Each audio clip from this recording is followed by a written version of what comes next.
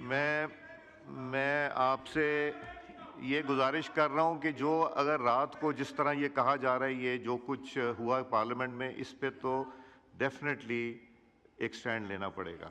मैंने ना सिर्फ सारे गेट्स की वीडियोस मांगी हैं, प्रेसिडेंट हाउस के गेट की, 5 नंबर की, मेन एंट्रेंस की, मेन गेट की, फेंस की, कैबिनेट के गेट की, इसकी अंदर की जितनी वीडियो फुटेज है वो मुझे चाहिए, ताकि जिसके ऊपर हमने जिम्मेदारी डालनी है हम वो जिम्मेदारी डालें।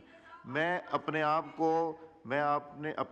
को बदकिस्मत समझता हूँ कि 2014 में जब एक जमात ने और उनके कज़न ने पार्लियामेंट पे अटैक किया था तो मैं इस कुर्सी पे था। मैं अपने आप को उस लिहाज से बदकिस्मत समझता हूँ।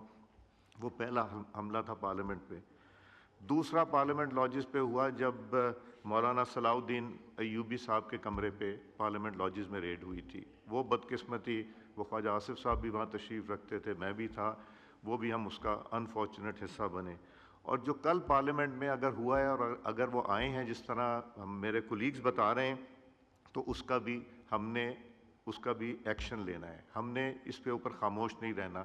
2014 में मैंने खुद FIR कटवाई थी, जिन लोगों का मैंने जिक्र किया उनके खिलाफ, और आज भी अगर कटवानी पड़ी तो यहाँ जो पुलिस का अमला बैठा है, मैं वहाँ पे FIR कटवाऊँगा उन लोगों के नाम जिन लोगों ने इसमें वो किया है।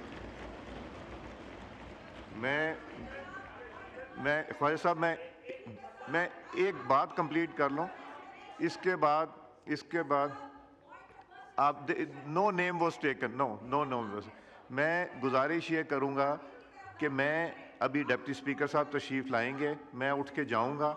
मैं चाहूँगा अली साहब आप तशरीफ़ ले आएँ, आज़म साहब इधर से आएँ, राना साहब, नवीद साहब, हम लोग ज़रा बैठ के, इधर से भी कोई दोस्त तशरीफ़ लाएँ, हम बैठ के इसके ऊपर बात करेंगे, लाएअमल बनाएंगे और इसको हमने सीरियसली टेकअप करना है।